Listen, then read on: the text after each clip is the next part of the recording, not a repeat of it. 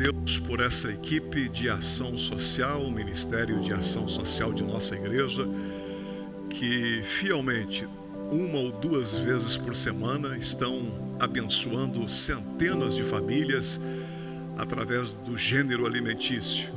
Muito obrigado a vocês que trabalharam. Vocês viram aí a filmagem rápida, né? Mas foi muito trabalhoso. Foram 2 dias na semana passada e foram 2 dias durante esta semana aqui no pátio da nossa igreja. Essa semana nós não tivemos muito alimento, nós dependemos de quem nos fornece.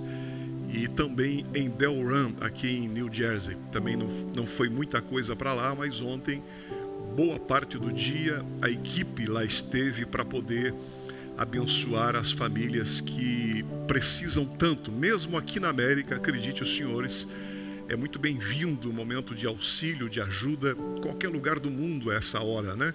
Nesse momento de pandemia, quando muitos estão em casa, quando muitos não estão trabalhando. Se você está, agradeça a Deus. Se cuide, dependa da graça de Deus e agradeça ao Senhor pelo privilégio de você poder estar trabalhando, porque há muitos irmãos que não estão nesse momento de crise. Bem, nós vamos à palavra de Deus nesta manhã, vamos meditar nela e possivelmente eu vou dividir a mensagem de hoje neste domingo e no próximo domingo, para não ficar longo, porque estamos online. Eu gostaria que você se aquietasse, se abancasse, se sentasse em família. Por favor, chame os seus filhos para que eles vejam você participando do culto online e vendo eles precisam ver você cultuar nesse instante, porque é através da sua atitude que eles aprenderão a ser adoradores amanhã. Toda a reverência na sua casa. Se você tem muitas coisas para fazer ao mesmo tempo, desligue, vá fazer o que você tem que fazer. Não precisa ficar ligado aqui. Eu gostaria que somente adoradores, gente que valoriza a palavra, nós não estamos preocupados com likes, não estamos preocupados com divulgação, estamos preocupados em edificar uma igreja. Meu coração não é um coração de pregador itinerante, de evangelista, não que seja errado nada disso, absolutamente, mas a minha visão é outra, é a igreja local. Eu quero edificar na palavra a igreja local e todos são muito bem-vindos, sem dúvida nenhuma, para ser abençoado conosco nesse instante, seja de onde for, né? Você é muito bem-vindo para poder estar sintonizado conosco. Eu estava orando ao Senhor e há muito tempo não me veio ao coração o sentimento que me veio na sexta-feira. Eu relutei comigo, porque estou trabalhando em cima de uma mensagem de arrependimento. O que é arrependimento? O que é arrependimento? Na maioria das vezes há uma confusão. As pessoas acham que apenas chorar, sentir um remorso já é arrependimento, e depois acabam voltando a praticar os mesmos pecados, as mesmas ações, e isto não é arrependimento, isto é hipocrisia. Nós vamos falar daqui a alguns dias sobre isso. Eu estou trabalhando em cima disso, estava com o intuito de poder falar sobre isso, mas há 2 dias o Espírito de Deus vem impregnando no meu coração o livro de Apocalipse, capítulo 20, que fala sobre o juízo final. Eu vou dividir essa mensagem hoje e no próximo domingo, para não ficar muito longo, e eu queria que eu preciso de toda a sua atenção, e se você me der esta atenção, você estará abençoando a sua vida, que eu desapareça e que o Espírito de Deus se utilize da fragilidade desse vaso, para que você seja edificado na manhã desse dia, em nome do Senhor Jesus, tá bom? Palavra de Deus que está aberta, e eu quero ler com você em Apocalipse capítulo 20. Esta é, sem dúvida nenhuma, a reunião mais triste de toda a história da humanidade. O dia do juízo final vai ser o dia mais terrível desde que houve sol sobre o planeta Terra. O dia do juízo final será o dia da prestação de contas dos homens para com Deus. Eu quero que você me acompanhe e você vai entender esta parte de Apocalipse tão importante. Assim como tudo tem se cumprido até aqui, indubitavelmente, Apocalipse capítulo 20 também terá o seu cumprimento. E será o dia mais triste da história o dia do juízo final. Vamos ler o que diz o texto sagrado. Diz assim: e vi descer do céu um anjo que tinha a chave do abismo e uma grande cadeia na sua mão. Ele prendeu o dragão e a antiga serpente, que é o diabo, e amarrou pelo período de 1000 anos, e lançou no abismo, e ali encerrou, e pôs selo sobre ele, para que mais não engane as nações até que os 1000 anos se acabem. E depois importa que seja solto por um pouco de tempo. Está falando sobre o milênio. Satanás estará preso durante o milênio. E vi tronos, e assentaram-se sobre eles aqueles a quem foi dado o poder de julgar. Versículo 4. E vi as almas daqueles que foram degolados pelo testemunho de Jesus e pela palavra de Deus, e que não adoraram a besta nem a sua imagem, e não receberam o sinal na testa nem na sua mão, e viveram e reinaram com Cristo durante 1000 anos. Este é o período do milênio. Mas os outros mortos não reviveram, até que os 1000 anos se acabaram. Esta é a primeira ressurreição. Olha o que a Bíblia diz: bem-aventurado e santo aquele que tem parte na primeira ressurreição. Sobre estes não tem poder a segunda morte, mas serão sacerdotes de Deus e de Cristo, e reinarão com ele por 1000 anos. Todos esses versículos que nós lemos até aqui fazem menção acerca do milênio. Vamos ver o que vai acontecer logo depois do milênio. Diz a Bíblia, versículo de número 7. E acabando-se os 1000 anos, Satanás será solto da sua prisão e sairá a enganar as nações que estão sobre os 4 cantos da terra, Gog e Magog, cujo número é como areia do mar, para juntar em batalha. E subiram sobre a largura da terra e cercaram o arraial dos santos e a cidade santa. Mas desceu fogo do céu e os devorou. E o diabo que os enganava foi lançado no lago de fogo e enxofre, onde está a besta e o falso profeta. E de dia e de noite serão atormentados para todo sempre. Presta atenção agora a partir do versículo 11, o que diz a palavra de Deus. Amo o livro de Apocalipse. E vi um grande trono branco, preste atenção. E vi um grande trono branco e o que estava sentado sobre ele, de cuja presença fugiu a terra e o céu, e não se achou lugar para eles. E vi os mortos, olha o que João diz na visão que ele teve em Pátimos. E vi os mortos, grandes e pequenos, que estavam diante do trono, e abriram-se os livros. Que livros são esses? Vamos ver. E abriu-se outro livro, que é o da vida, e os mortos foram julgados pelas coisas escritas nos livros, segundo as suas obras. Eu vou ler de novo esse versículo. E vi os mortos, grandes e pequenos, que estavam diante do trono, e abriram-se os livros, e abriu-se outro livro, que é o da vida, e os mortos foram julgados pelas coisas que estavam escritas nos livros, segundo as suas obras. Olha o versículo 13, que interessante. E deu o mar os mortos que nele havia, e a morte e o inferno deram os mortos que neles havia, e foram julgados cada um, segundo as suas obras. E a morte, versículo 14, e a morte e o inferno foram lançados no lago de fogo. Esta é a segunda morte.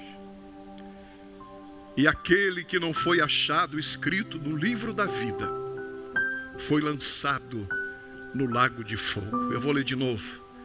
E aquele que não foi achado escrito no livro da vida foi lançado no lago de fogo. Fica comigo, curve a sua cabeça, oremos ao Senhor. Pai, no nome de Jesus,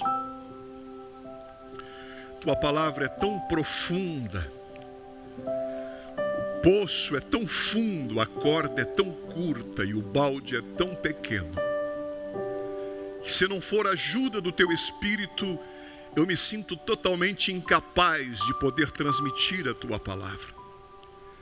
E o mesmo Espírito que trouxe, que avivou e que tornou esse texto em rema na minha alma e no meu espírito, gostaria que ministrasse ao coração do meu irmão, da minha irmã, e que fossem abençoados através da Tua palavra, fossem alertados e despertados nesta manhã sobre coisas que hão de acontecer, e em breve hão de acontecer.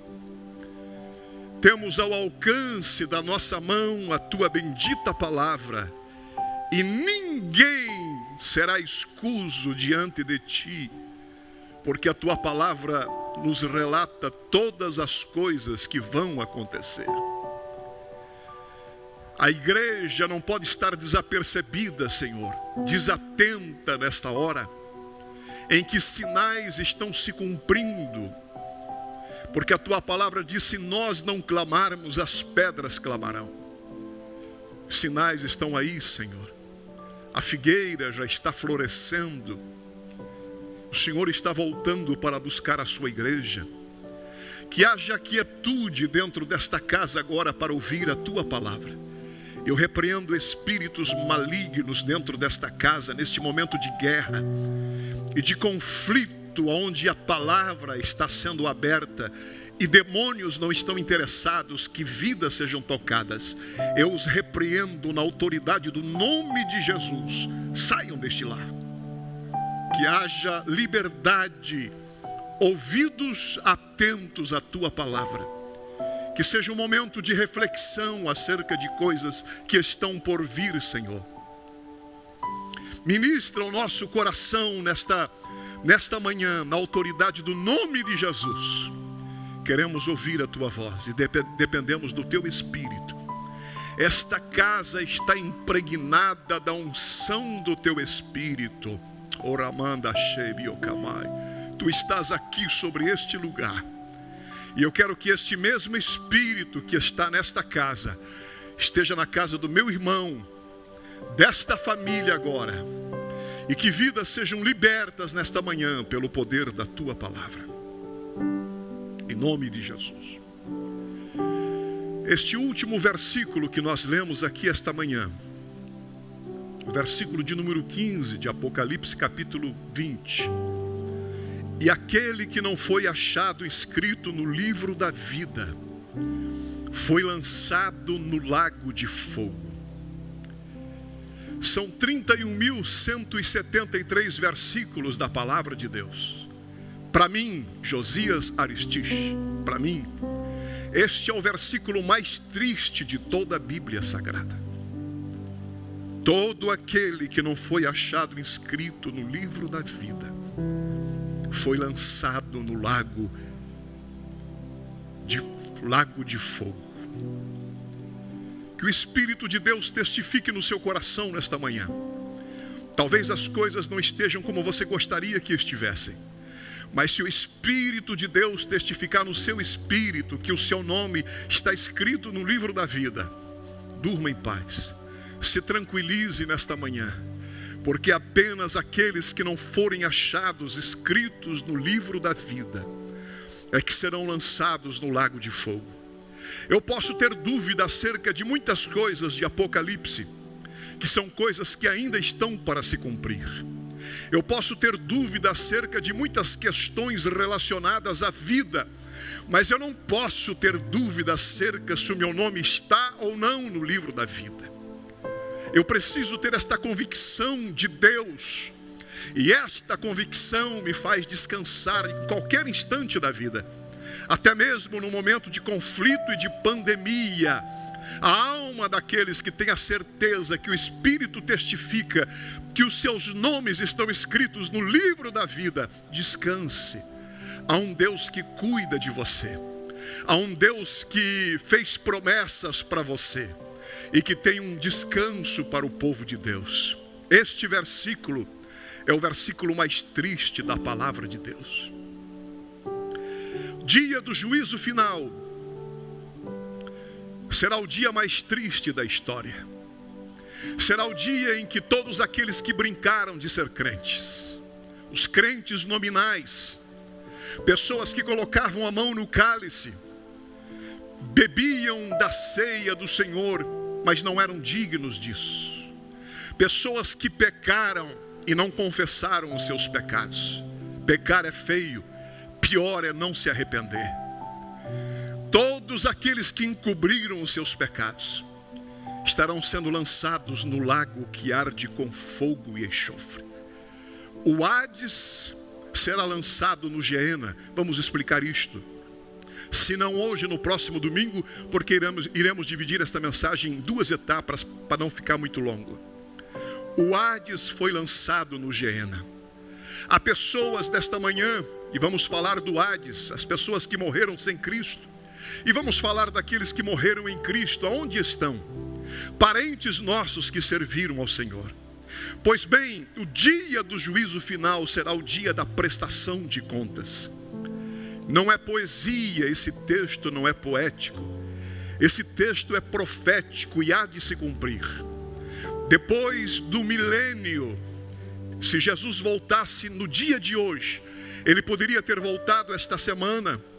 Se Jesus voltasse no dia de hoje, nós teríamos o período da grande tribulação dividido em duas etapas. A primeira semana, metade da semana, e a segunda metade da semana, 3 anos e meio e 3 anos e meio.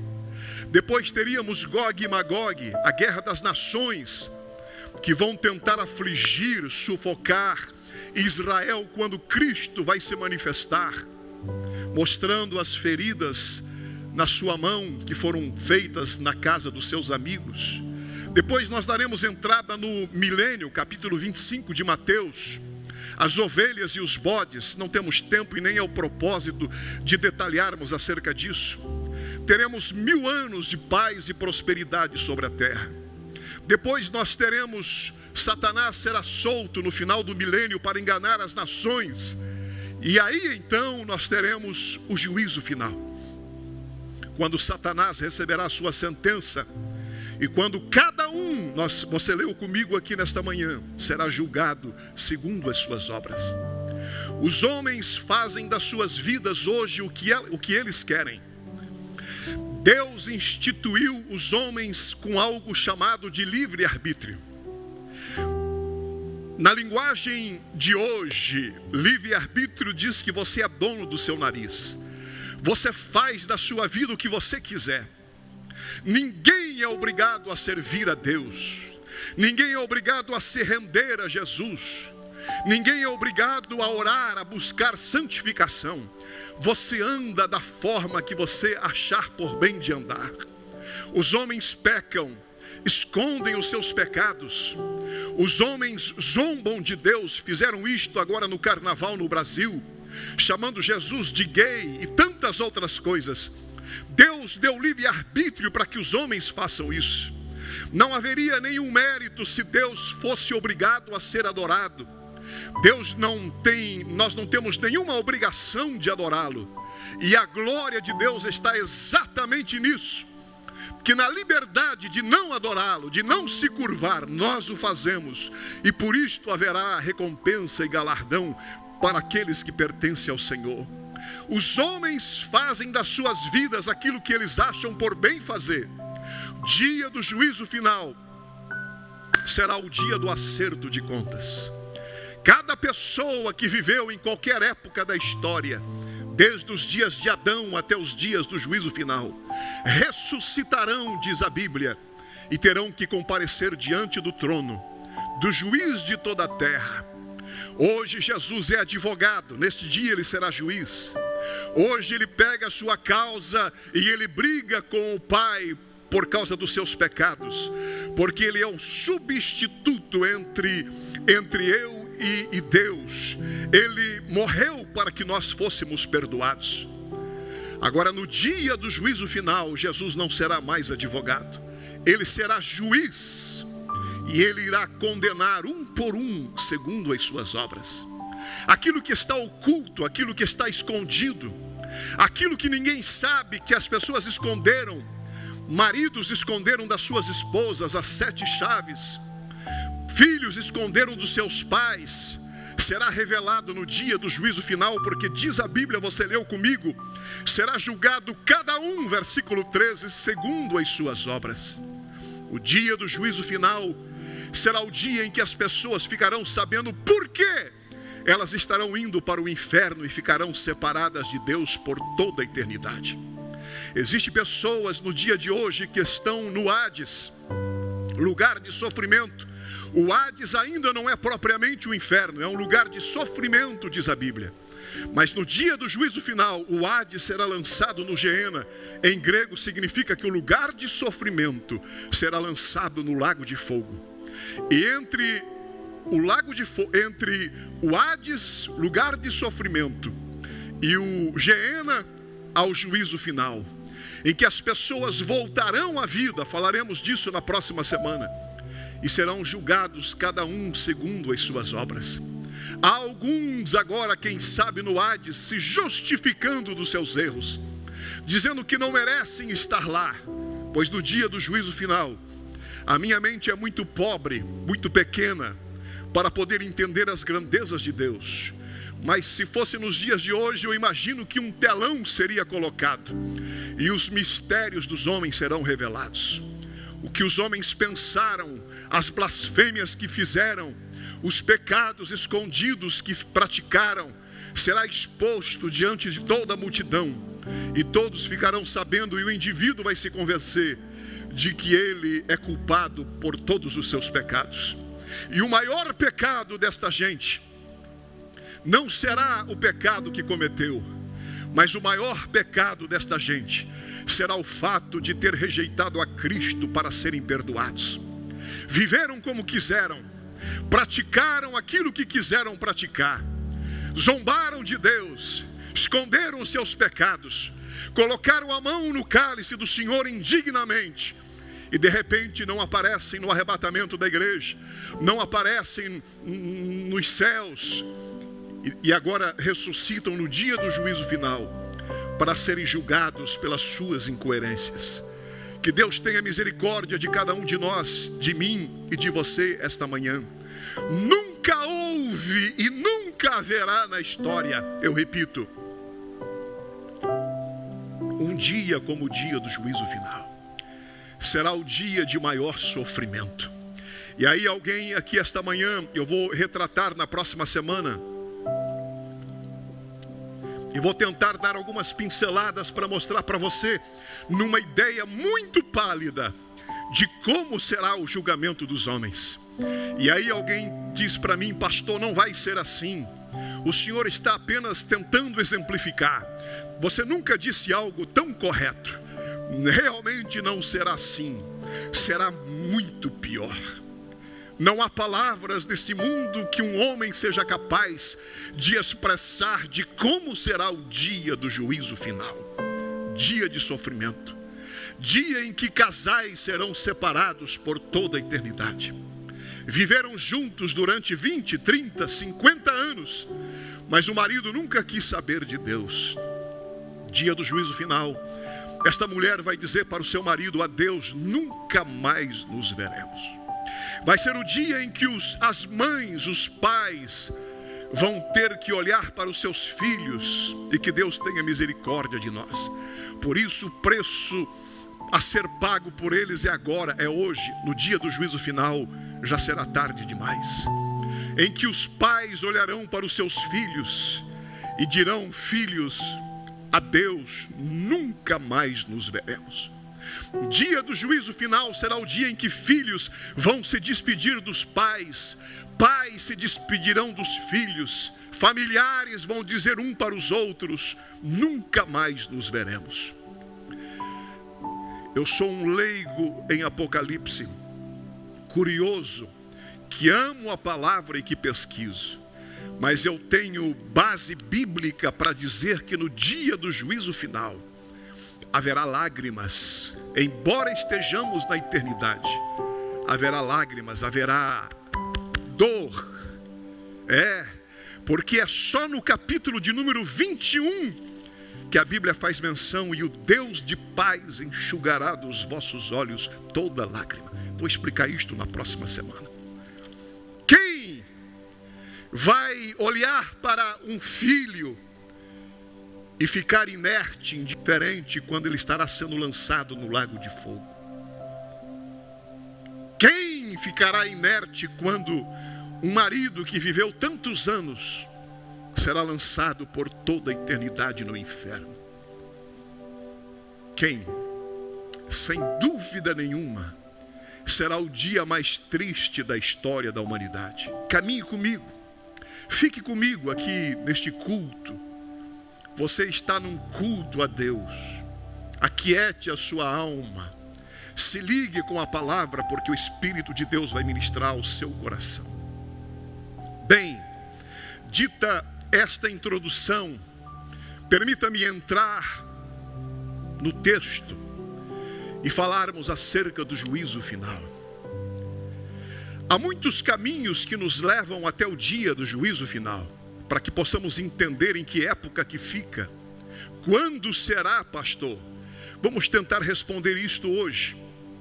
E vamos continuar na semana que vem, quando falaremos como será o dia do juízo. Quem estará lá? Como serão julgados? Fique ligado comigo. Há muitos caminhos para que cheguemos ao dia do juízo. Eu escolho nesta manhã o caminho das duas ressurreições. A Bíblia faz menção, preste atenção. A Bíblia faz menção de duas ressurreições, apenas duas. A primeira ressurreição e a segunda ressurreição. Pelo que entendo de palavra de Deus, de Bíblia Sagrada, mas muitas vezes que me debruço sobre ela, o que entendo é que a primeira ressurreição, nas suas fases distintas, elas são dirigidas à igreja, aos santos. A segunda ressurreição, ela será única e exclusivamente para os perdidos. Para todos aqueles que não participarem da primeira, obrigatoriamente participarão da segunda ressurreição. Então permita-me chegar até o dia do juízo final, através das duas ressurreições. Aprendemos aqui esta manhã que temos na Bíblia duas ressurreições. A primeira ressurreição, ela tem três fases distintas. É o que a maioria dos escatólogos, os teólogos entendem, aceitam, que a primeira ressurreição, ela é dividida em três fases distintas. A segunda ressurreição, ela é única. Ela acontecerá apenas em uma vez, enquanto a primeira ressurreição aconteceu e ainda vai acontecer por 3 vezes. Preste atenção, já aconteceu uma, e irão acontecer ainda duas ressurreições que fazem parte da primeira ressurreição, duas fases. A segunda ressurreição, que será depois do milênio, ela é única, ela tem apenas uma fase. Todos aqueles que não participarem da primeira ressurreição, obrigatoriamente participarão da segunda ressurreição. Preste atenção nisso. Vejamos quais são as 3 fases distintas da primeira ressurreição. Vejamos. Primeira fase da primeira ressurreição são aqueles que ressuscitaram e voltaram a morrer. Eu vou repetir isso. São aqueles que ressuscitaram e voltaram a morrer, mostrando-nos o poder que Deus tem. Eles foram, esta é a melhor expressão, eles foram exemplos do poder que Deus tem sobre a morte, de que quando Deus quer, o morto vem à vida. Estes, todavia, da primeira fase, são aqueles que ressuscitaram e voltaram a morrer. Nós temos alguns casos na Bíblia que fazem menção disso. Por exemplo, nós temos o filho da viúva de Zarefate. lá de 1 Reis capítulo 17, ou Sarepta. Algumas traduções ou versões falam sobre Zarefate, outras falam Sarepta. Quando havia seca sobre a terra e Deus preparou uma casa de uma viúva na cidade de Sarepta, ou Zarefate, para que Elias estivesse. Diz a Bíblia que estando na casa desta viúva, o filho veio a falecer. Aquele mesmo filho que ela disse, eu tenho um bocado de farinha e um pingo de azeite para fazer um bolo e vamos morrer. Quando houve multiplicação, um milagre, já pregamos sobre isso alguns dias atrás aqui. Este mesmo filho, alguns dias depois, diz a Bíblia que veio a óbito. É-nos mencionado que Elias se debruçou sobre ele, 1 Reis capítulo 17. Elias se debruçou sobre ele e orou sobre ele. E diz a Bíblia que o filho da viúva de Sarepta ressuscitou. E ele devolveu este filho à mãe. Este menino pertence à primeira fase da primeira ressurreição. Os que ressuscitaram e voltaram a morrer. Nós temos um outro caso na Bíblia que é o filho de Sunamita. Através do ministério agora não de Elias, mas de Eliseu. Alguns anos mais tarde, diz a Bíblia em 2 Reis capítulo 4, que Sunamita, que havia recebido uma promessa de um filho, e o filho foi gerado. Este filho, na idade de adolescente, dá-nos a entender a Bíblia, que veio a óbito.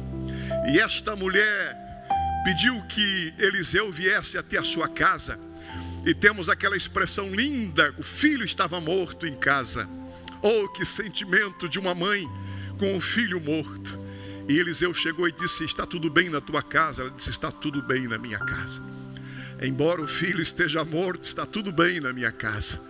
E aí não vamos entrar em detalhes. Há lições proféticas neste versículo, em que diz a Bíblia que Eliseu orou por este menino. Subiu onde este menino estava, orou por ele, e este menino ressuscitou. Este menino pertence à primeira fase da primeira ressurreição. Os que ressuscitaram e voltaram a morrer. Nós temos outros exemplos na Bíblia. Nós temos um exemplo clássico lá, diz a Bíblia em 2 Reis, capítulo de número 13. Um homem desconhecido, nós não sabemos quem ele era. Sabemos todavia que era dos Moabitas, inimigos de Israel, povo de Moabe, parentes de Israel. Diz a Bíblia, descendentes lá atrás de Ló. Diz a Bíblia que os moabitas uma vez mais entraram na terra em 2 Reis capítulo 13 e guerrearam com Israel. Estavam guerreando e de repente houve, no momento de batalha, houve um momento de paz. E um soldado moabita morreu. E eles precisavam enterrar aquele soldado moabita. E eles procuraram uma cova para enterrar. Talvez até estivessem, tenho o direito de imaginar desta forma, cavando um buraco para enterrar aquele soldado moabita. Mas de repente a batalha se reinicia. Eles não tinham tempo hábil para poder terminar o túmulo, a cova para sepultar aquele soldado. E alguém grita de algum lugar dizendo: olha, tem uma cova aberta aqui. Eu vi uma cova aberta exatamente aqui nesse canto, tem uma cova. Tem uns ossos aparecendo. Não sabiam eles que aqueles ossos eram do profeta Eliseu. Estava lá, Eliseu havia sido enterrado. Não sabemos a razão, não é o propósito descobrirmos isso, que os ossos de Eliseu estavam expostos, aparecendo. Talvez alguém levantou alguma tampa, alguma coisa, e apareceu os ossos de Eliseu, mas não sabiam eles que eram os ossos de Eliseu. Diz a Bíblia que aqueles soldados pegaram aquele defunto e jogaram em cima daqueles ossos, porque não dava tempo de terminar a cova que, quem sabe, houvessem iniciado. E quando pegaram aquele defunto inerte, tácito, morto, gelado, e jogaram nos ossos de Eliseu, diz a Bíblia que quando bateu nos ossos de Eliseu, aquele homem deu um salto e ressuscitou na hora. Olha que coisa extraordinária. Olha como a Bíblia é profunda. Eliseu era homem de Deus que até depois de morto ressuscitou um defunto. É porque Eliseu era tão crente, mas tão pentecostal e tão cheio do Espírito, que até os seus ossos eram impregnados pela unção do Espírito de Deus. Até nos seus ossos havia um fogo e havia virtude. Aquele defunto bateu e ressuscitou. Este moço, diz a Bíblia, dá-nos a entender no contexto que ele pertence à primeira fase da primeira ressurreição, aqueles que ressuscitaram, mas voltaram a morrer. Temos mais alguns casos na Bíblia, me acompanhe, estamos numa jornada, estamos aprendendo Bíblia. Diz o texto lá em Mateus capítulo 9, que a filha de um homem importante em Israel, chamado Jairo, um dos principais da sinagoga, estava à morte. Jesus foi parado no caminho pela mulher do fluxo de sangue, e alguém chega dizendo: não incomode mais o mestre, porque a menina acaba de morrer. Diz a Bíblia, não é o propósito pregar sobre este texto, apenas mencioná-lo, que Jesus chegou na casa de Jairo, entrou com os discípulos Pedro, Tiago e João dentro do recinto. Alguns vizinhos apenas a que sabiam da morte. Havia pouco tempo que a menina havia falecido. E Jesus disse: ela não está morta, ela dorme. Jesus zomba da morte. E para mostrar o seu poder sobre a morte, ele disse: menina, a ti te digo, levanta-te. Aleluia. E a menina se levantou e ele entregou a mãe. Há uma figura profética aqui da mãe, da menina. Não vamos aplicá-lo agora, porque senão ficaríamos muito tempo, e não é o propósito. Nós temos um outro caso. Esta menina pertence à primeira fase da primeira ressurreição. Nós temos um caso do filho da viúva de Naim, apenas mencionando. Estava saindo da cidade uma multidão para enterrá-lo, porque os cemitérios ficavam fora das portas da cidade. E havia uma multidão que estava entrando na cidade, Jesus à frente da multidão. A multidão da morte se encontra com a multidão da vida. A morte se encontra com o príncipe, o doador da vida. A mulher era viúva, havia perdido o marido, não sabemos quanto tempo, algumas conjecturas, não o faremos. Mas a mulher já era viúva, já não tinha marido, e o único filho que ela tinha estava indo para sepultá-lo. E Jesus é o único que pode dizer isso. Nunca diga isso para uma mãe que perde um filho. Nunca diga isso para uma esposa que perde o marido, para alguém que perde um ente querido, porque a melhor coisa nesta hora é chorar. Mas Jesus disse para esta mulher: não chores, não chores. E Jesus tocou no caixão e disse: menino, levanta-te. E o menino se levantou. Aleluia. Esse menino pertence à primeira fase da primeira ressurreição, mostrando o grande poder que Deus tem sobre a morte, que quando Ele quer ressuscitar, Ele é a ressurreição e a vida. Quem crê em mim, ainda que esteja morto, viverá. Louvado seja o nome do Senhor. Diz a Bíblia em Mateus capítulo 27, que na morte de Jesus, quando Ele deu o último suspiro, houve um terremoto, escuridão, e alguns sepulcros se abriram, e santos em Jerusalém ressuscitaram, diz a Bíblia. Prefiguração do arrebatamento da igreja. Santos ressuscitaram em Jerusalém, não sabemos quem são, também não há propósito em saber quem são, mas estes que ressuscitaram na morte de Jesus, eles pertencem à primeira fase da primeira ressurreição. Não sabemos quantos são, quais são, quem foram, mas eles fazem parte da primeira fase da primeira ressurreição, os que ressuscitaram e voltaram a morrer. Nós temos na vida da igreja, em Atos capítulo 9, diz a Bíblia, nós temos uma mulher chamada Dorcas. O nome dela era Tabita, que traduzido se diz Dorcas. Ela morava na cidade de Jope. Todo ano, quando vou a Israel, eu vou à cidade de Jope, e lá morava essa mulher que era conhecida por suas boas obras. Ela fazia vestes, túnicas para doar para os necessitados. Pedro estava em Lida, Dorcas faleceu, diz a Bíblia, E os irmãos da região de Jope disseram: o apóstolo Pedro está aqui em Lida, próximo, vamos até lá. Chamemos Pedro para que venha aqui orar por Dorcas. Quem sabe um milagre pode acontecer. E diz a Bíblia que quando Pedro chegou, as mulheres mostravam suas túnicas e as suas vestes. Dorcas estava num quarto colocado acima. Pedro subiu até lá e no caminho as mulheres diziam: olha, ela era uma mulher de Deus. Ela era uma mulher com um coração cheio de dádivas, de talentos. Dorcas era uma bênção. Ficamos sem Dorcas. E diz a Bíblia que Pedro chegou e próximo do corpo e disse: Dorcas, levanta-te, aleluia. E Dorcas se levantou. Grande foi a alegria em Jope naquele dia. Olha o poder que Deus tem sobre a morte. Todas estas pessoas fazem parte da primeira fase da primeira ressurreição. Há o caso na Bíblia ainda de Eutico. Paulo estava pregando, diz a Bíblia, e a mensagem estava aquecida, o povo estava recebendo, e deu 10 horas da noite Paulo pregando, e deu 11 horas da noite Paulo pregando, e deu meia-noite, diz a Bíblia, que Paulo ainda pregava. Se vocês acham os meus sermões compridos, vocês precisavam ouvir Paulo. Paulo pregava, diz a Bíblia, longamente, e todos estavam assentados na casa ouvindo Paulo pregar.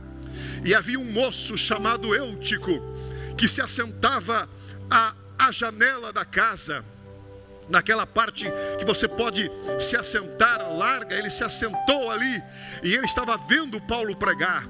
Deu 11 horas e ele ali ouvindo Paulo pregar, e meia-noite ele ouvindo Paulo pregar.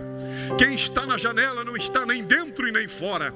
Ele estava também, há lições, aqui não é o propósito de fazê-lo, mas ele estava participando do culto e das coisas do mundo ao mesmo tempo, vendo o que acontecia lá fora e vendo o que acontecia aqui dentro. E de repente ele foi cochilando, e no seu cochilo diz a Bíblia que ele caiu do 3º andar da janela e caiu morto lá embaixo. Paulo desceu e orou sobre o menino, e o menino ressuscitou, aleluia. E diz a Bíblia que voltaram para o 3º andar e Paulo pregou até a alvorada. Depois de morto ressuscitar, o povo quer ouvir mais palavra. Estes todos pertencem ou pertenceram à primeira fase da primeira ressurreição. Me acompanhe, por favor. E aí eu olho para a Bíblia Sagrada e eu encontro 1 Coríntios capítulo 15, o versículo 20, que diz que Cristo, eu li este versículo e eu fiquei assustado, porque este versículo diz: Cristo é o primeiro dos que ressuscitou, a primícia dos que dormem. E eu disse: achei um versículo errado na Bíblia. Olha, eu que achava que a Bíblia não continha erro, está errado esse versículo. Paulo estava equivocado. Cristo foi o primeiro dos que ressuscitou. Como que pode isso? Antes dele ressuscitar, o filho da viúva de Sarepta, de Zarefate, o filho da Sunamita, Dorcas ressuscitou, Eutico ressuscitou, tantos outros ressuscitaram. Quer dizer, estes foram depois, mas os do Antigo Testamento foram antes. Como que Jesus é o primeiro dos que ressuscitou? Como que pode isso? Esse versículo está fora de contexto. E procurei explicação sobre ele, e o Espírito de Deus mostrou ao meu espírito, dizendo: você não está entendendo por que Cristo é o primeiro dos que ressuscitou. Deixa-me explicar para você. É porque todos estes que morreram antes de Jesus e ressuscitaram, eles ressuscitaram e voltaram a morrer, mas Jesus ressuscitou e vive para sempre. Aleluia, aleluia, aleluia. Por isso que ele aparece para João em Pátimos e diz: fui morto, mas agora estou vivo, e tenho nas minhas mãos as chaves da morte e do inferno. Louvado seja Deus. A ele honra e a ele glória nesta manhã. Vejam, todos estes pertencem à primeira fase da primeira ressurreição. Eu disse que a primeira ressurreição tem 3 fases. Vamos à segunda fase da primeira ressurreição. Estamos a caminho do juízo final. Chegaremos lá na próxima semana, no culto de domingo que vem. Aqui mesmo quero que você me acompanhe. Mas veja, a primeira ressurreição tem 3 fases. A segunda ressurreição é única, apenas uma fase. Vamos à segunda fase da primeira ressurreição. A primeira fase é os que ressuscitaram e voltaram a morrer. Vamos à segunda fase. A segunda fase ainda vai se cumprir. A segunda fase são aqueles que ressuscitarão. Me acompanhe, por favor. São aqueles que ressuscitarão no dia do arrebatamento da igreja. É a segunda fase. Deus já mostrou o seu poder sobre a morte, a ressurreição. A segunda fase são aqueles que ressuscitarão no dia do arrebatamento da igreja. Louvado seja o nome do Senhor. Há milhões de santos que estão no lugar nesta manhã chamado de paraíso, diz a Bíblia. Eles descansam das suas obras, estão conscientes. O paraíso é o oposto do Hades. O paraíso é uma antessala do céu. É uma antessala do céu. É como quando você vai em uma repartição pública em que o presidente está na sala principal, mas existe uma sala de espera. E você fica na sala de espera aguardando o momento de ser chamado diante do presidente. Isto é paraíso, é uma antessala do céu. Todos os santos que morreram desde Adão até o dia do arrebatamento estão aguardando a vinda de Jesus, o arrebatamento da igreja, que vai acontecer num piscar de olhos, diz a Bíblia. Diz a Bíblia que é num abrir e fechar de olhos. Eu fui ver sobre isto, parece que são 4 milésimos de segundo. O que eu fiz aqui foi muito mais do que 4 milésimos de um segundo. Não haverá tempo para se preparar. E todos aqueles que dormiram em Cristo, diz a Bíblia que eles ressuscitarão no dia do arrebatamento da igreja. Por isso que a palavra de Deus é muito clara. Deixa-me achar para você aqui nesta manhã, em o nome do Senhor Jesus. Paulo escreve acerca disso, pedindo à igreja que não seja ignorante acerca disso. Meus irmãos, não quero que vocês sejam ignorantes acerca dos que dormem, porque se Jesus morreu e ressuscitou, Ele trará com eles aqueles que morreram, e eles ressuscitarão. Aleluia! Bendito seja o nome do Senhor. Está em 1 Tessalonicenses, quando Paulo escreve, 2 Tessalonicenses, quando Paulo escreve, 1 Tessalonicenses, quando Paulo escreve acerca da ressurreição, olha o que ele diz, deixa-me ler na sua íntegra. Não quero, irmãos, que sejais, versículo 13 do capítulo 4, ignorantes acerca dos que já dormem, para que não vos entristeçais como os demais que não têm esperança.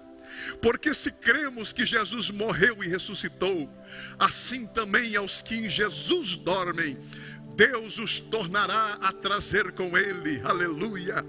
Dizemos-vos, pois, isto pela palavra do Senhor, que nós, os que ficarmos vivos para a vinda do Senhor, não precederemos os que dormem, porque o mesmo Senhor descerá do céu com alarido e com voz de arcanjo e com trombeta de Deus, e os que morreram em Cristo ressuscitarão primeiro.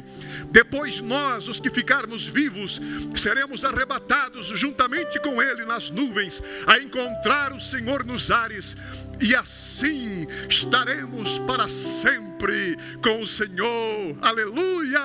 Aí o versículo 18 fecha dizendo: portanto, consolai-vos uns aos outros com estas palavras. É triste perder alguém, como dói ao coração, até porque não fomos criados para a morte. Mas quando estamos na frente de um caixão, de um santo que morreu, Nós não dizemos adeus, nunca mais nos veremos. Nós dizemos até daqui a pouco, não para o indivíduo que morreu, porque ele não pode mais ouvir, já está no paraíso, mas para a fé daqueles que estão ouvindo, que estão vivos. Até daqui a pouco estaremos juntos de novo, aleluia. Aquilo que é corruptível, Paulo escreve acerca disso: eis que vos digo um mistério, na verdade nem todos dormiremos, mas todos seremos transformados num momento, num abrir e fechar de olhos, ante a última trombeta, porque a trombeta soará e os mortos ressuscitarão, isto que é mortal ser revestido da imortalidade. Então cumprir-se-á a palavra que está escrita: tragada foi a morte na vitória. Aleluia, aleluia, aleluia, bendito seja o nome do Senhor. A segunda fase da primeira ressurreição serão aqueles que ressuscitarão no dia do arrebatamento da igreja. Você vai ver de novo seus parentes, seus entes queridos, amigos, pastores que nos apacentaram. Oh, que saudade de muitas pessoas, hein? Mas nós os veremos não mais num corpo débil. Quem sabe morreram num corpo fragilizado, mas eles ressuscitarão em glória, diz a Bíblia. Amados, ainda não é manifesto aquilo que havemos de ser, mas quando ele se manifestar, nós o veremos assim como ele é. Aleluia, aleluia, bendito seja o nome do Senhor.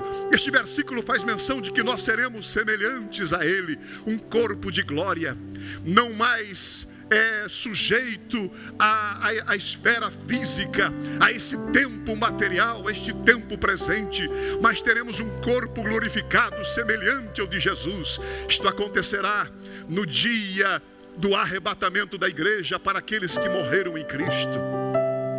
Posso me lembrar nesta manhã de meu querido pai, que morreu aos 80 anos de idade, presbítero da igreja, e que brigava com Jesus, dizendo: por que ele não me leva? Já estou preparado faz mais de 2 anos. Os últimos 2 anos da vida do meu querido pai foram em cima de uma cama, com um câncer que o acometeu. E ele brigava com Jesus, dizendo: eu quero subir hoje, me leva hoje. Eu ia conversar com ele, eu ia para abençoá-lo e saía abençoado. Ia para orar com ele, era ele que orava por mim. E eu ouvia muitas vezes falando em línguas estranhas na cama. E no dia que meu pai faleceu, ele morava nos fundos da minha casa. Eu estava me preparando para ir para a igreja trabalhar na Central em Curitiba, quando minha mãe chamou pelo interfone e disse: venha, o pai quer falar com você. E eu fui até a casa dos fundos no meu pai, e ele disse para mim assim: filho, cuide bem da sua mãe. Hoje é o meu último dia sobre a terra. Hoje o Senhor vai me levar. Eu disse: pai, o senhor está ficando caduca, para com isso. Não fale essas bobagens, pai, para com isso. E sabia que era um homem de Deus, temente ao Senhor. Eu disse: não fale sobre estas coisas. Ele falou: hoje é meu último dia. Eu tinha compromisso na igreja, fui dirigindo preocupado e chorando pelo caminho. Eram mais ou menos 10 horas da manhã. Quando foi 5 horas da tarde, minha mãe chamou dizendo: seu pai acaba de partir para o Senhor. Aleluia, oh, bendito o nome do Senhor. Isso aconteceu em junho do ano de 2000. 20 anos se passaram. 20 anos que meu pai está sendo consolado num lugar chamado paraíso, aguardando o toque da última trombeta. Aleluia, aleluia. Muitas coisas nos vêm à mente. Como será o paraíso? Só estando lá para saber. Só sei que é lugar de conforto, de consciência. Eles estão conscientes, diz a Bíblia. Eu creio que eles se encontram com Abraão, Isaac e Jacó. Os santos do Antigo Testamento se encontram com os santos do Novo Testamento, com os santos de hoje. Meu pai já conheceu Abraão, já conheceu Sadraque, Mesaque, Abednego. Estes eram os nomes babilônicos. Mas já conheceu Daniel, já conheceu os santos de uma forma geral. E eu duvido que qualquer um que vá para lá queira voltar, porque é lugar de delícias. Aleluia, aleluia. Deixa-me conjecturar com você aqui esta manhã. Acredito eu que de vez em quando Jesus entra no paraíso para poder estar com os santos do Novo Testamento. Acredito eu que ele entra lá. Eles já estão na eternidade. Diz a Bíblia que Jesus está sentado no trono ao lado do Pai. Semana que vem vou falar sobre isto, quando concluirmos, chegarmos no juízo final. Eu creio que Jesus se levanta do trono e ele vai até o paraíso para estar com os santos que ali estão. E talvez a pergunta que mais surge é: quando será o momento? Quando será a hora? Talvez eu esteja viajando na maionese, mas permita-me pensar desta maneira: quando será? E Jesus talvez diga: está chegando o momento. A meia-noite está para chegar, quando estarei buscando a igreja. Deixa-me mostrar algo para você aqui esta manhã. Não acredito absolutamente que Jesus esteja no trono. Diz a Bíblia, Apocalipse capítulo 3, que Jesus está, capítulo 3, versículo 21, que Jesus está sentado no trono do Pai. Olha o que diz lá: ao que vencer, está na Bíblia, ao que vencer, lhe concederei que se assente comigo no meu trono. Apocalipse 3, 21. Assim como eu venci e me assentei com meu Pai no seu trono. Acredito que Jesus esteja sentado no trono do Pai nesta manhã, junto com o Pai, e que o trono dele está reservado para o dia em que ele vier buscar a sua igreja. Acredito Jesus assentado no trono do Pai. Permita-me, talvez não seja nada disso, talvez não seja assim, talvez seja muito mais extraordinário, talvez não, é muito mais extraordinário, é muito maior do que todos nós possamos imaginar. Mas Jesus assentado no trono, vamos conjecturar aqui. Todo evangelástico, todo pregador tem direito de conjecturar. Deixa-me pensar, Jesus assentado no trono. De repente a igreja Shekinah se reúne para cantar, adorar o seu nome. Eu não vejo Jesus sentado no trono assim, relaxado, tranquilo, como se nada estivesse acontecendo. Não é esse o Jesus que eu consigo ver.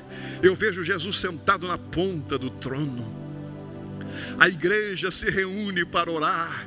Aleluia, aleluia. E Jesus começa a ouvir a oração que sobe como incenso agradável às suas narinas. E Jesus começa a se mexer no trono. E de repente o coral começa a cantar. E de repente a igreja começa a adorar. E Jesus olha para o Pai e diz: Pai, Pai, deixa-me trazê-los para que estejam comigo e vejam a glória que tu me destes. E o Pai diz: filho, só mais um instante, só mais um momento. Mas Pai, eu tenho o desejo de tê-los para mostrar, só mais um instante. E Jesus se mexe no trono, ouvindo a adoração da igreja, aleluia, o louvor da igreja. E de repente ele olha para o Pai e diz: Pai, eu estou com saudades de tê-los aqui. Olha a aflição do meu povo, olha os que sofrem nos países comunistas por amor ao meu nome.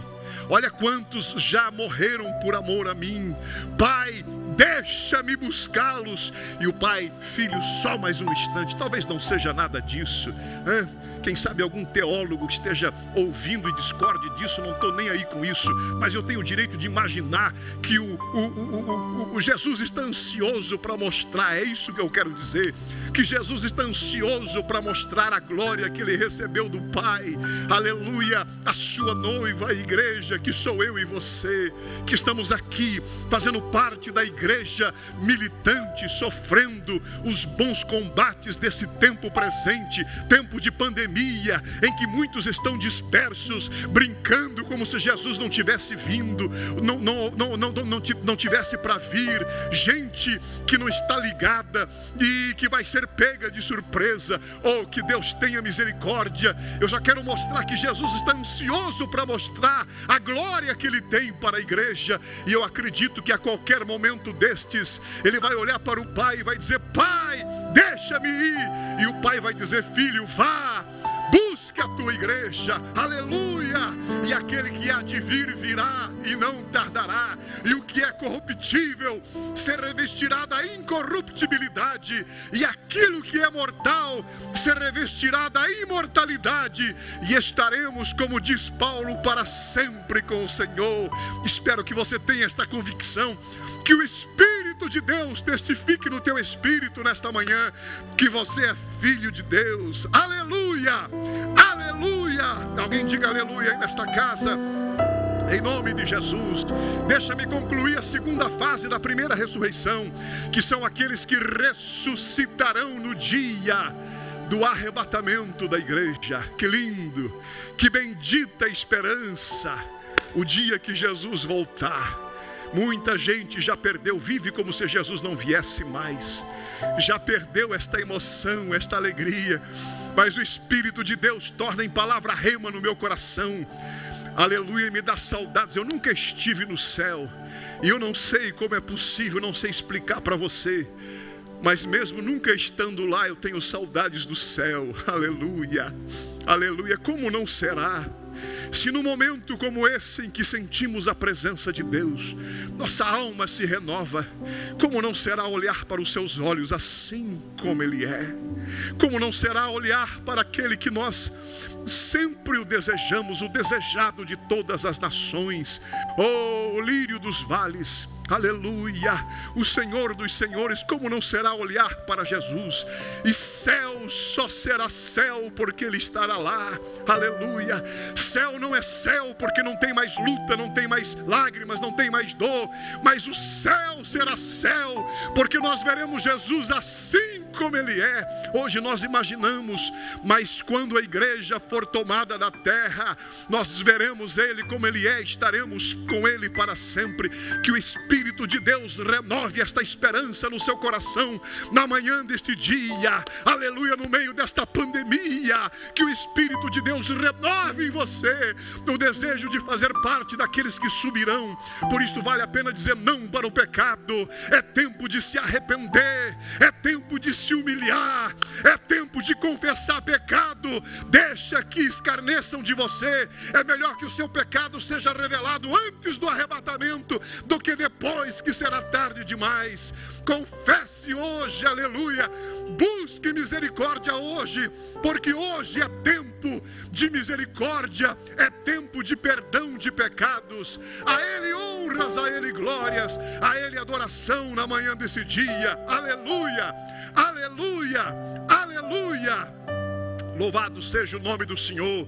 Eu sou da Assembleia de Deus em Curitiba.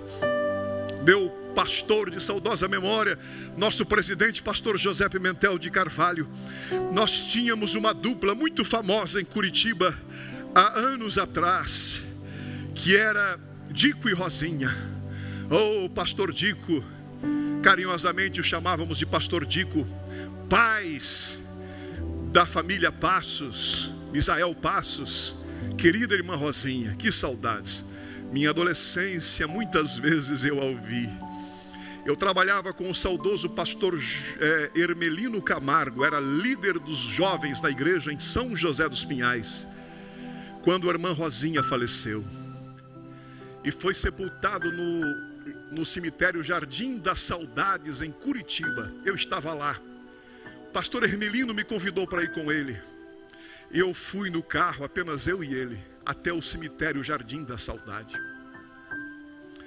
E a irmã Rosinha, irmão Dico, eles tinham um louvor que era conhecido como Casinha Branca. Eu não sei se esse era o título, mas a música dizia no coro: eu tenho uma casinha branca que já está velha, pronta a desmoronar. E desmoronou. Eu não me lembro o dia, mas aquele dia a casinha branca, que era o próprio corpo dela, desmoronou. A irmã Rosinha deixou saudades à igreja do Brasil e principalmente a igreja em Curitiba. Pastor Dico ficou sem a irmã Rosinha. A Assembleia de Deus em Curitiba ficou sem a irmã Rosinha. Eu tenho uma casinha branca que já está velha, pronta a desmoronar. Mas no coro, eu me lembro que foi transmitido o sepultamento dela pela rádio Marumbi em Curitiba. Saudoso pastor Mateus Jensen, cantor sacro e pastor Mateus Jensen, para todo o Brasil. Naquela época a rádio Marumbi estava em evidência no Brasil e em várias partes do mundo. E quando eu entrei dentro do carro, nós acabamos de ver a irmã sendo sepultada, a irmã Rosinha, no Jardim das Saudades em Curitiba. Filhos que são amados até hoje pelo meu coração, Natanael, Misael, dentre outros, lá estavam. E eu entrei dentro do carro com o pastor Hermelino para voltar para São José dos Pinhais depois do enterro. E o pastor Hermelino Camargo ligou o rádio e a Marumbi estava tocando. Eu tenho uma casinha branca que já está velha, pronta a desmoronar. Mas no coro ela cantava assim: adeus, casinha branca, eu ressuscitarei no grande dia da grande ressurreição. Aleluia. Oh, que bendita esperança. Aleluia. O apóstolo Paulo escreve à igreja dizendo: eu tenho, se o tabernáculo deste corpo presente se desmoronar, se esta minha casa terrestre se desmoronar, não tem problema.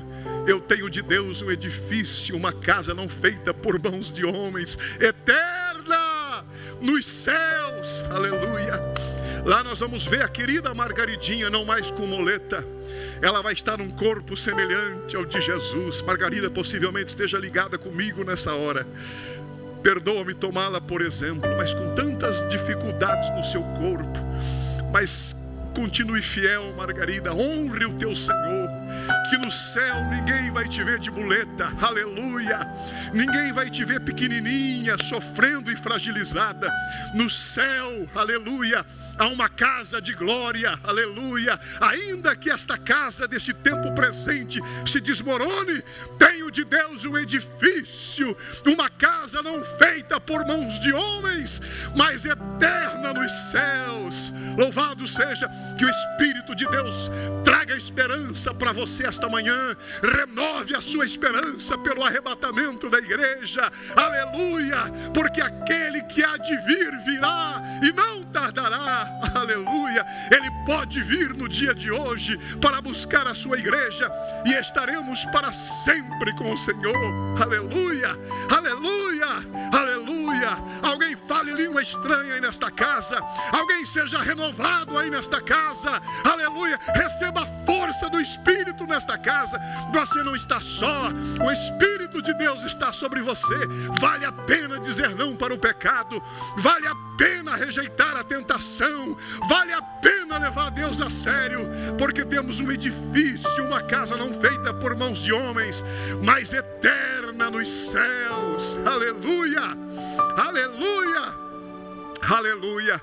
Eu tinha um amigo na minha adolescência, quando eu estudei em Pindamonhangaba, São Paulo, por 4 anos, o saudoso pastor Colenda Lemos, João Colenda Lemos, e a missionária Ruth Doris Lemos. Nessa época eu fui para o seminário, e o nosso grande pregador do Paraná nessa época, possivelmente alguns pastores do Paraná, muitos lembram, saudoso Mauro Ferreira. Aprendi a amar Apocalipse. Muitas vezes ele pregou sobre o juízo final. Amava Maurinho. Eu devia ter 18, 19 anos, ele já tinha 26 anos. Era 7, 8 anos de diferença. Mas o nosso espelho na época era Maurinho Ferreira. Todos nós desejávamos ser um Maurinho Ferreira, filho da família Ferreira, tradicional na Assembleia de Deus no estado do Paraná. Há 31 anos eu pertenço à Convenção das Assembleias de Deus no estado do Paraná. E eu lembro do Maurinho, que um mês antes de morrer, alguns dias, um mês antes de morrer, senão um mês, praticamente 27, 28, vamos arredondar para um mês antes de morrer. Ninguém podia imaginar isso. Maurinho foi pregar em Pindamonhangaba. A cidade para nós parou. Maurinho vem pregar no Congresso de Jovens em Pindamonhangaba. Que presente do céu. Eu não me lembro se eu estava no 2º, 3º ano de seminário, mas eu me lembro que Maurinho chegou e ele naquela época não tinha hotéis 5 estrelas para os pregadores ficarem. Maurinho ficou na casa do líder da mocidade. E o líder da mocidade morava a 1 quadra do seminário onde nós estudávamos. E eu fui na igreja e nós nos vemos, eu e Maurinho. E eu falei eu era um garoto, 18 anos, 19 anos. E ele já um pregador renomado, reconhecido no Brasil inteiro. Agenda lotada. Mas ele me conhecia de Curitiba, de Paranaguá. Sabia da admiração que nós tínhamos por ele. E eu disse: Maurinho, que bom tê-lo aqui. E ele me convidou para ir na casa, depois do culto, ir na casa onde ele estava hospedado. E eu fui. Era meu sonho poder estar junto com o Maurinho. E lembro que quando estávamos lá, comemos alguma coisa. Sebastião, se eu não estou equivocado, era o líder dos jovens em Pindamonhangaba. Eu me lembro que Maurinho disse: Josias, vamos orar. Eram 11 horas da noite. Vamos lá para o quarto, vamos orar um pouquinho. E eu disse: vamos, Mauro, vamos orar. E dobramos os joelhos 11 horas da noite. Eu achei que 20 minutos de oração já estava bom para mim. Mas deu 1 hora da manhã e o Mauro de joelho. E eu não levantei para não fazer feio. E deu 2 horas da manhã e o Maurinho chorando aos pés do Senhor. 3 horas de oração batida, chorando, derramando a sua alma. Oh, que noite preciosa. Que noite linda vendo um pregador orar. Aleluia. Ele iria pregar no outro dia pela manhã, era domingo. Mas 3 horas da manhã ele sentou-se na cama. E eu sentei na outra cama de frente para ele. E ele disse: Josias, não tenho medo de morrer. Eu não tenho medo de morrer. Eu não sei, parece que o arrebatamento está tão perto. Eu sinto que o céu está tão perto de mim, que parece que eu já estou dentro dele. Eu acho que eu não sei se eu vou morrer ou se Jesus vai voltar nos próximos dias. Mas eu não tenho medo de morrer quebrado, acidentado, esmigalhado. E ele usou esta expressão dizendo: ainda que um trem passe em cima de mim 1000 vezes e não sobre nada para colocar no caixão. Oh, que noite. Eu sei que um dia eu ressuscitarei num corpo semelhante ao de Jesus, ainda que não tenha nada para colocar no caixão. Quem podia imaginar que 1 mês depois o Maurinho estaria dentro de um caixão? Eu estava na minha casa de férias em Curitiba, São José dos Pinhais. E o telefone tocou. Naquela época não tinha celular. Eu estava de férias.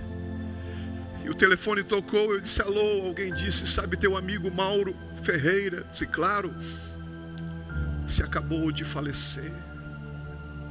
Disse: não, eu estive com ele alguns dias atrás. Como pode? Estava saindo para pregar.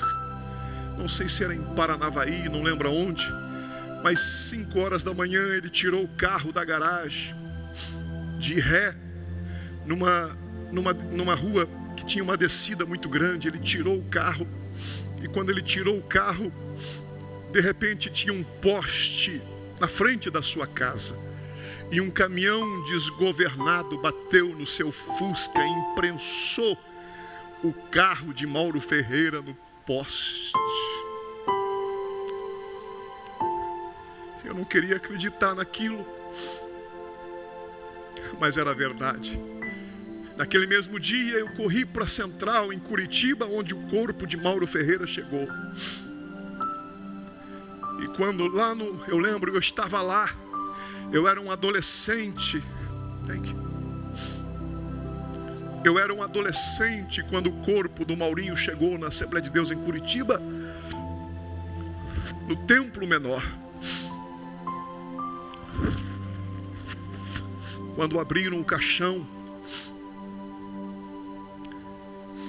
o rosto dele estava todo marcado, parece que por cacos de vidro que haviam penetrado, não sei, mas sim, eram hematomas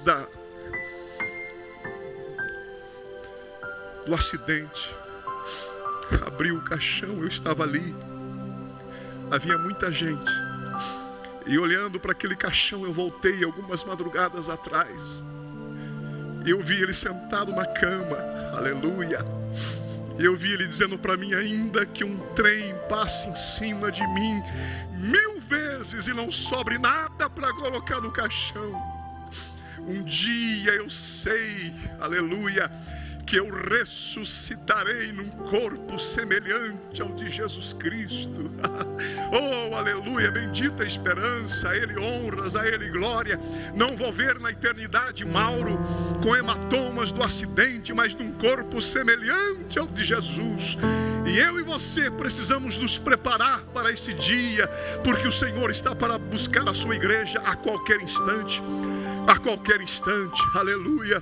Jesus virá, queira você ou não, acredite você ou não, goste você ou não, esteja preparado você ou não, Jesus virá para buscar a sua igreja, e Ele levará a sua igreja para estar com Ele para sempre, aleluia.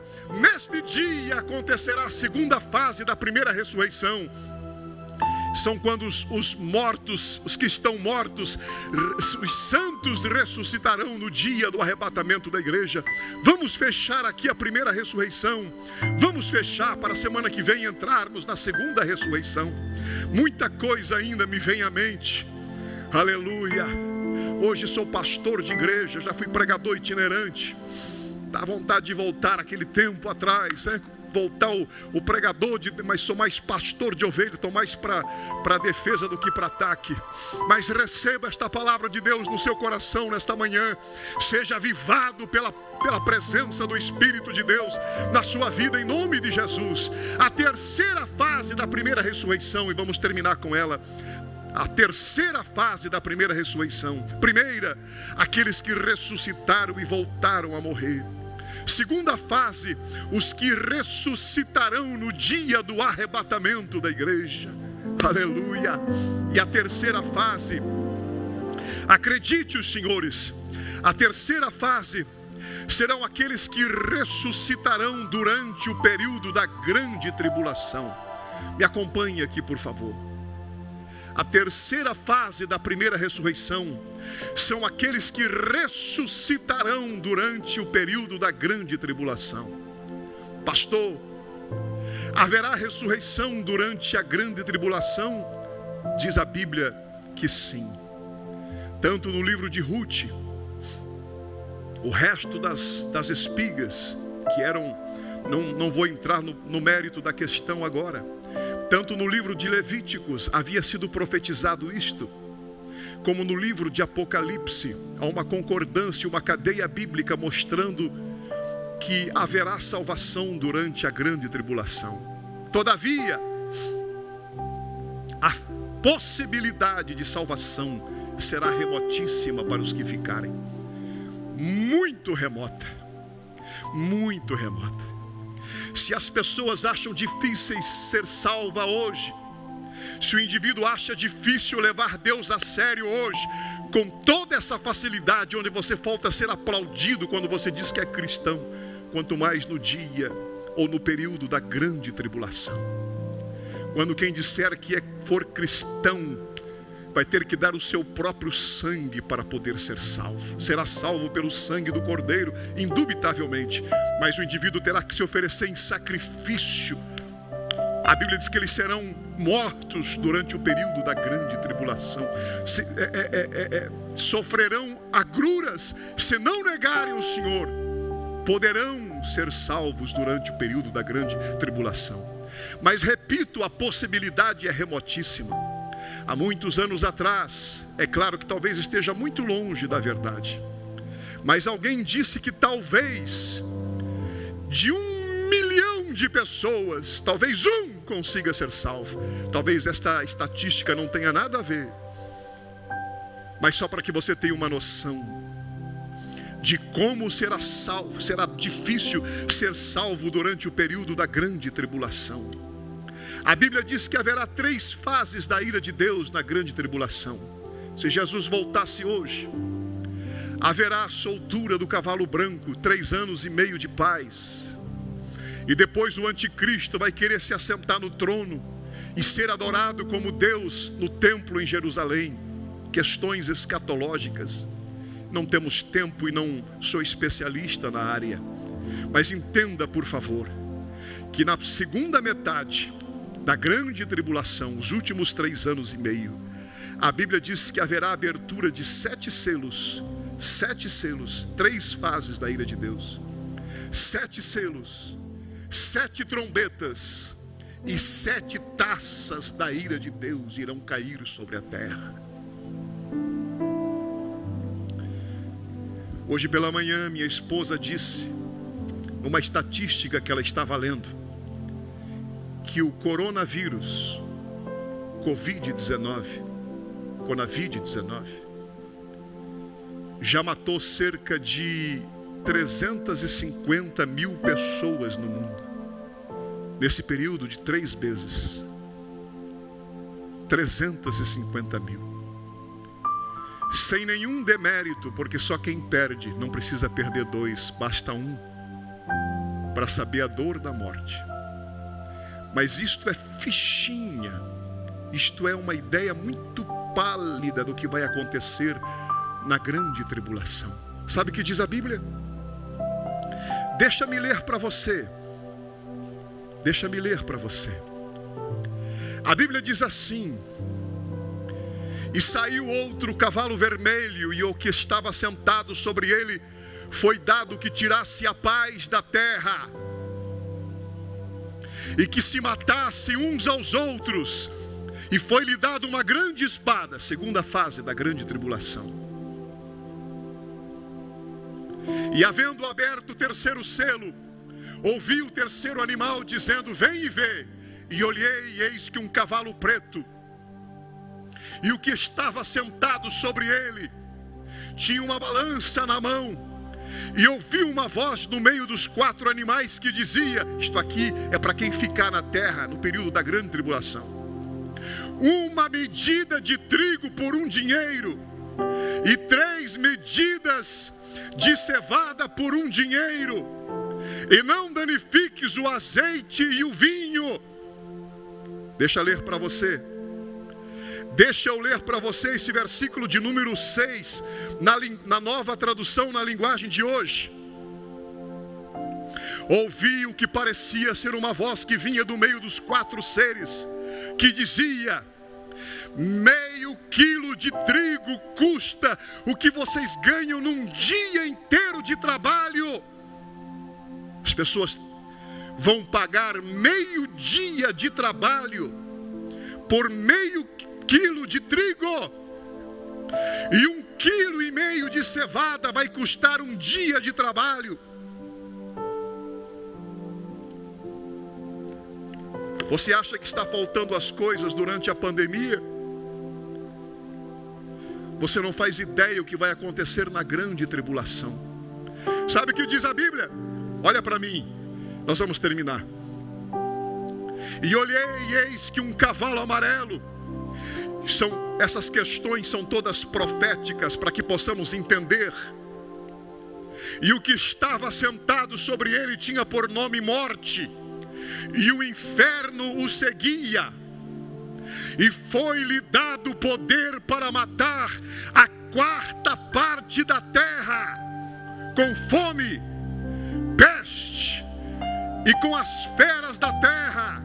Sabe o que está acontecendo hoje? Isso aqui é um ensaio muito pálido do que vai acontecer na grande tribulação. Eu não estou ameaçando ninguém, é a Bíblia que diz que quando um dos selos forem aberto, o 4º selo, diz a Bíblia que vai morrer a 4ª população, 1/4 da população da terra. 350 mil que morreram em 4 meses. Minhas condolências e meu respeito a cada pessoa que perdeu um familiar, porque só quem perdeu é que sabe. Mas isso não é uma vírgula perto do que vai acontecer. Sabe o que é 1/4 parte da população? Digamos que Jesus voltasse hoje, ficasse 7 bilhões de pessoas na terra. 7 bilhões. Sabe o que é 1/4 parte de 7 bilhões? Eu não fiz as contas, mas deve ser 1 bilhão e 700 milhões por aí. Você tem ideia o que é 1 bilhão e 700 milhões de pessoas morrerem na mesma época? Vocês acham que não tem cemitério hoje? A Bíblia diz que não haverá lugar para enterrar os seus mortos, que vão apodrecer nas praças, que o sangue das pessoas vão chegar ao freio dos animais. Meio quilo de trigo vai custar meio dia de trabalho. Será que as pessoas vão conseguir ser salvas num período deste? Haverá um remanescente muito pequeno, e é inegável, que serão salvos durante o período da grande tribulação. Mas eu termino mostrando que a possibilidade de salvação será remotíssima. Ei! Eu falei de um selo que foi aberto. São 7 selos, 7 selos, 7 selos. São 7 trombetas que vão tocar. São 7 taças da ira de Deus que cairão sobre a face da terra. Eu e você, nem Spielberg, no seu melhor, tem a capacidade de imaginar o que vai acontecer na terra depois que a igreja for tirada daqui e que o anticristo tomar conta. Ninguém tem noção. Não há filme de Hollywood, não há ficção científica que possa retratar o que vai acontecer com os que ficaram.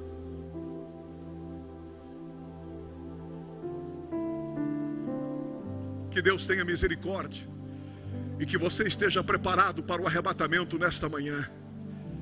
Deixa-me dizer uma coisa para você, porque não devemos esperar pela grande tribulação. Primeiro, você pode morrer antes do dia do arrebatamento.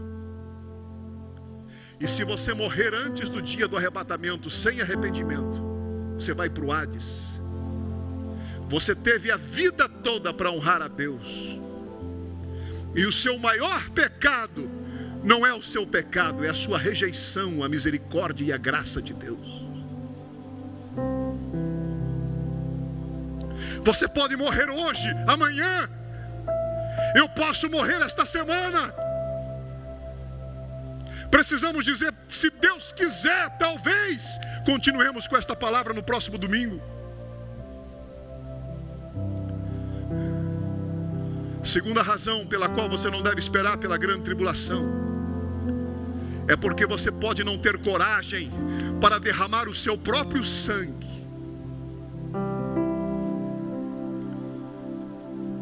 Talvez você não tenha coragem ou não tenha tempo para isso, porque você pode morrer num selo desse que for aberto.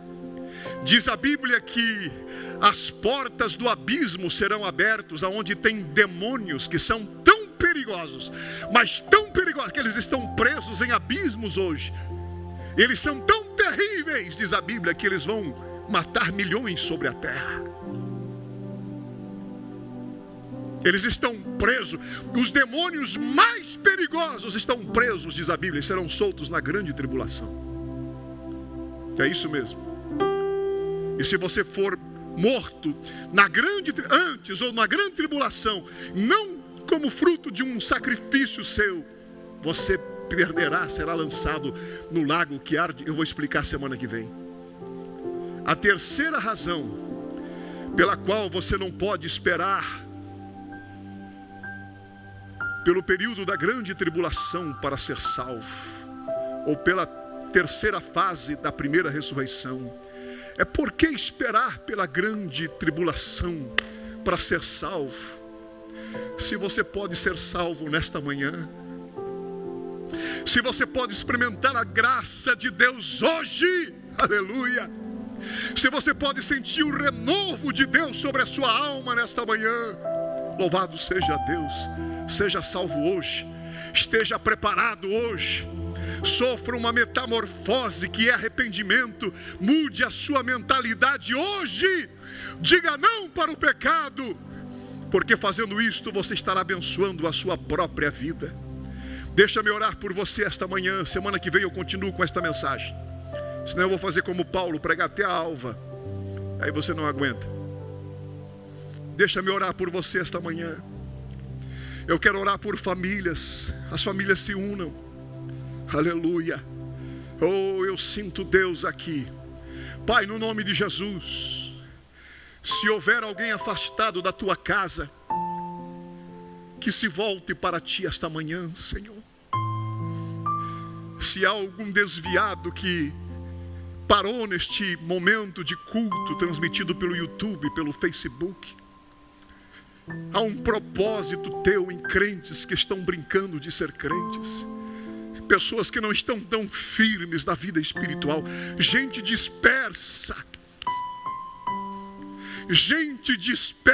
nessa hora, gente vivendo como se o Senhor não voltasse, gente que já perdeu a esperança da tua vinda.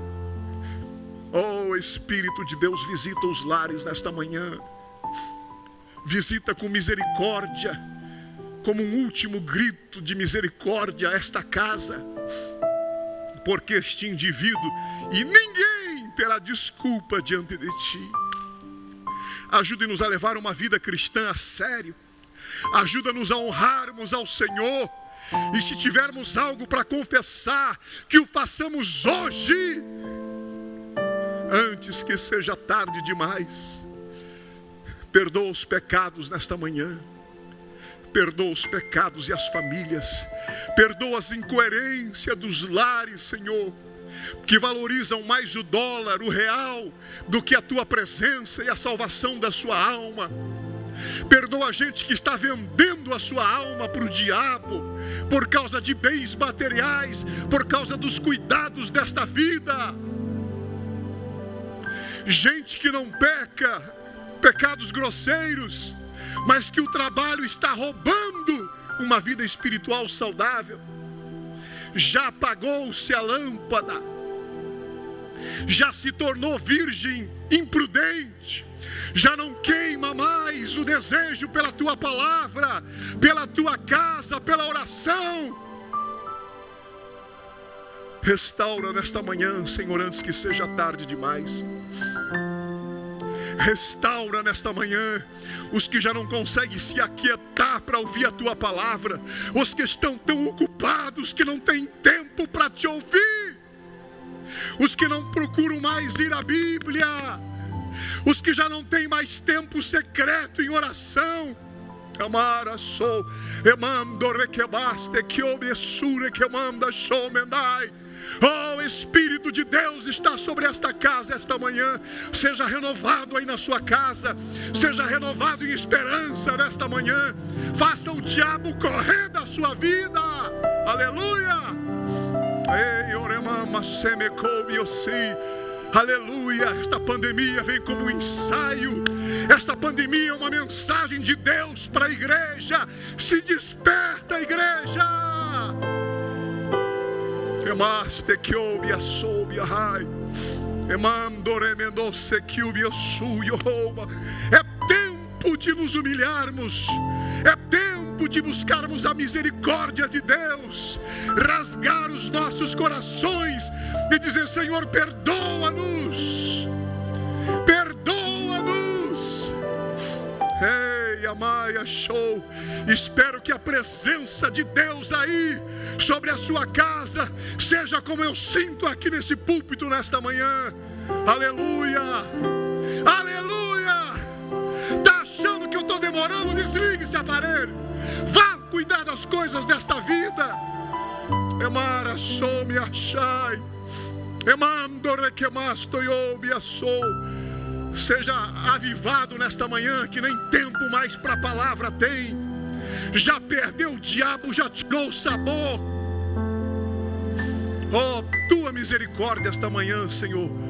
Desperta a tua igreja, desperta a tua igreja nesta hora, antes que seja tarde demais.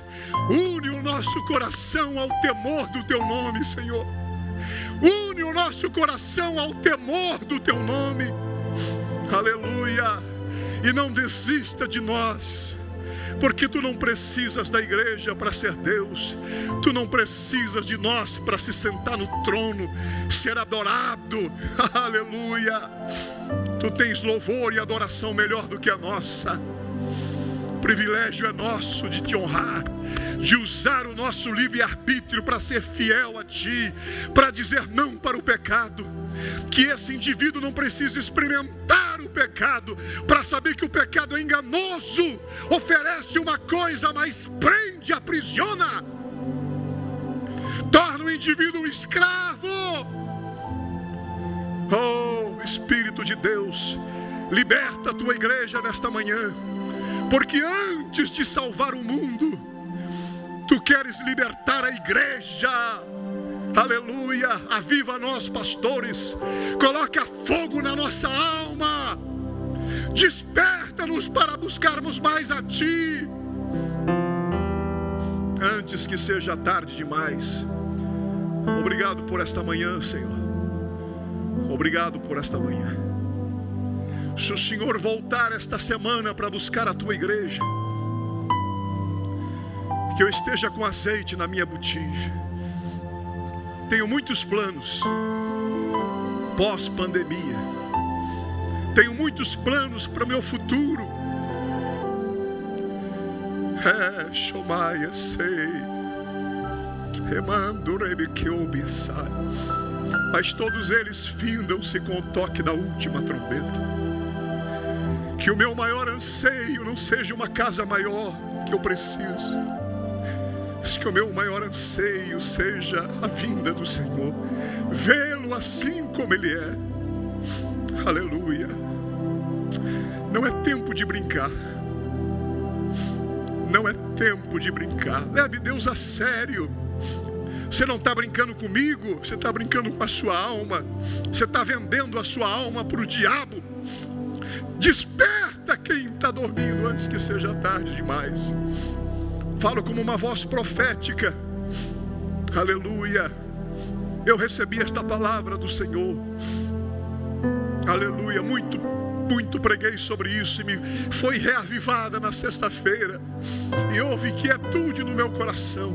Ontem à noite ainda eu tentei ir para outro texto sagrado, mas o Espírito, eu aprendi a ser fiel a Ele. Aleluia. Eu sei que esta palavra é um recado de Deus à igreja. Se prepare antes que seja tarde demais.